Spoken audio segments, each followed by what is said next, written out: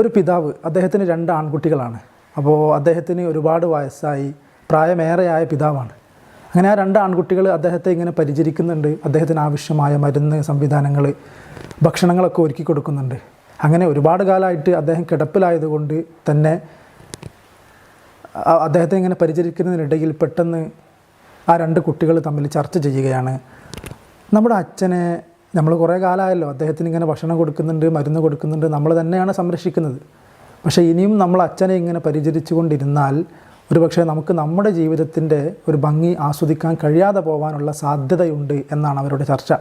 എന്നിട്ട് മൂത്തവൻ ഇളയവനോട് പറയുന്നുണ്ട്, എന്നിട്ട് നമ്മളിപ്പോൾ എന്താ അതിനൊരു പരിഹാരം ചെയ്യുക? നമ്മുടെ അച്ഛനെ സംരക്ഷിക്കേണ്ടത് നമ്മളല്ലേ എന്ന കുറച്ചൊക്കെ നന്മയുടെ ബോധമുള്ള മൂത്ത മകൻ ഇളയവനോട് പറയുമ്പോൾ ഇളയവൻ പറയുന്നത് ഇങ്ങനെയാണ്, അതിനൊറ്റ പരിഹാരമേ ഉള്ളൂ, നമ്മുടെ അച്ഛനെ നമുക്ക് ഈ ലോകത്തു നിന്നും എല്ലാം അങ്ങ് യാത്രയാക്കണം. അതുമാത്രമാണ് നമ്മുടെ മുമ്പിലുള്ള ഓപ്ഷൻ.